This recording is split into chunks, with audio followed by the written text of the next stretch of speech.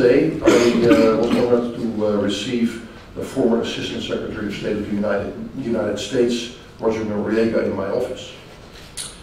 We sat there, talked for hours, and I took him to Parliament, had a special meeting with the Foreign Affairs Committee, came back to my office, and I said, you know, that flag on your wall, is that a Cuban flag? It looks like a Cuban flag. I said, you know, it's a flag of Papua. And that there is a resemblance there.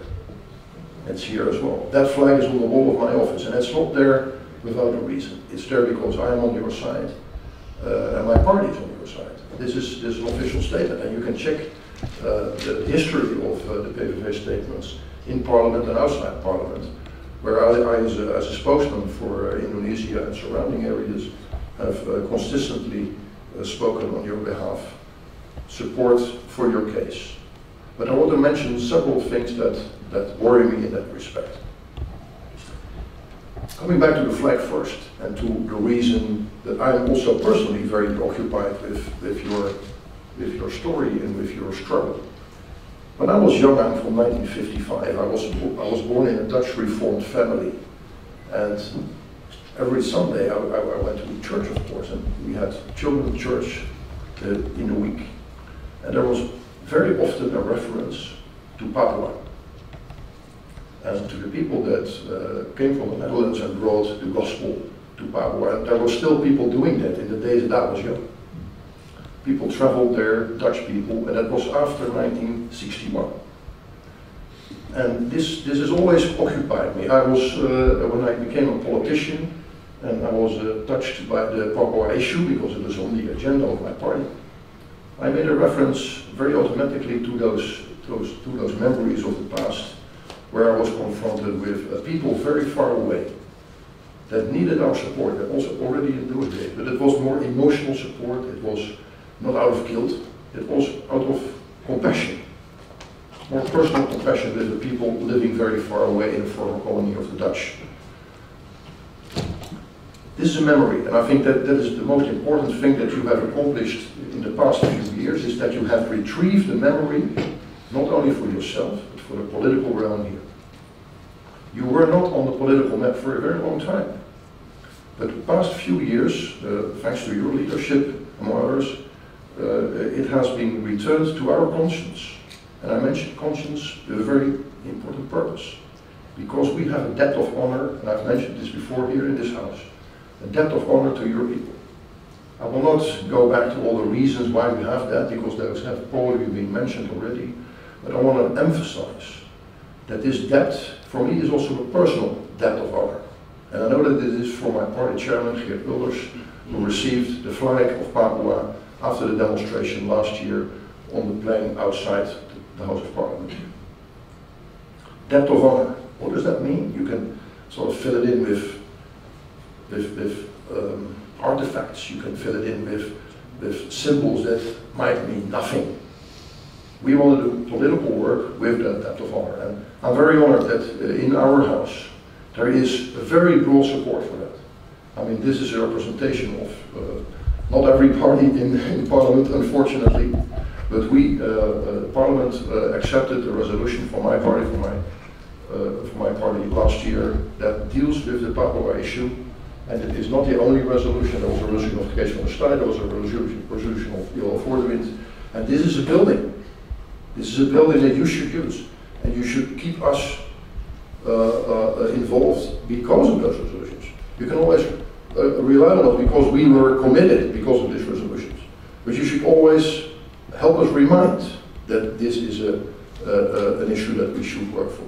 Because there is much on the agenda, as you know. There was reference by Harry van Bommel to the issue of the Moluccans, which is also on our hearts, in our hearts, also with me personally.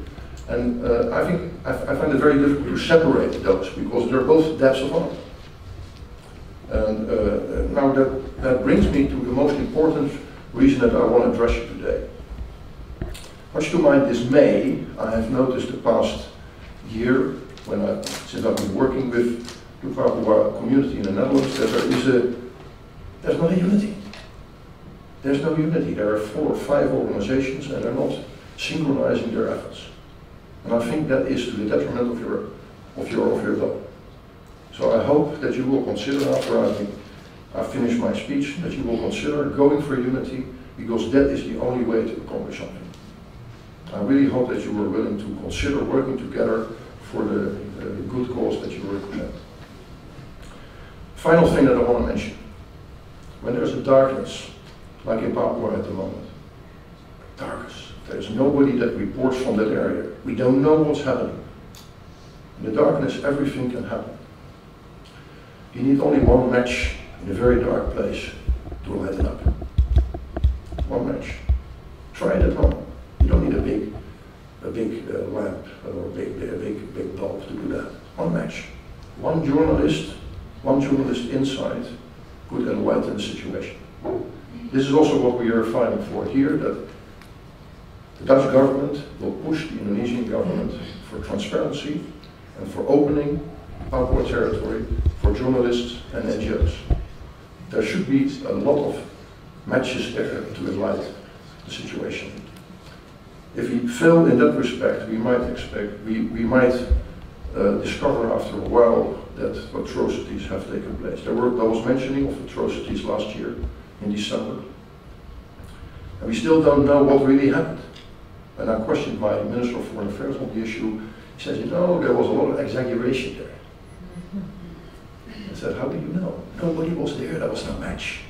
I said, you know, we have reports from the Indonesian government, but also from local organizations, NGOs, that the situation is a bit more nuanced than was brought out by by Papua organizations in the Netherlands. This is also an assignment to you, as far as I'm concerned, that you try to keep the information as concise as possible, also as credible as possible. Don't exaggerate, but inform us. Keep inform us all the time, and then you will have that match in your hand as well. I want to finish with the flag. You know, Harry van Loon said, taking down a flag, you refer to crime. It's not a crime. Having a flag, that is not a crime. It is a crime in Papua. It's a crime. But you know, taking down a flag, like the Indonesian government is doing, is a sign of weakness as well. If that is the thing they do, they're afraid of the consequences of your national feelings. I'm not going to indulge here in political statements about what we expect you to do with your right for self-determination. It's a very tough thing, also in the Dutch parliament. There's no consensus on how you should fill that in. And I tell you, with peaceful means, you have us on your side. Struggle for it, but use non-violent means. Use diplomacy, and use us. Thank you for your attention. This is something, the symbol of people of West Papua. It contains the bowl, and you can see this, all the symbols that our father gave to the sons, and there's this flag and all the symbols. And this is our national anthem that is recognized by our father.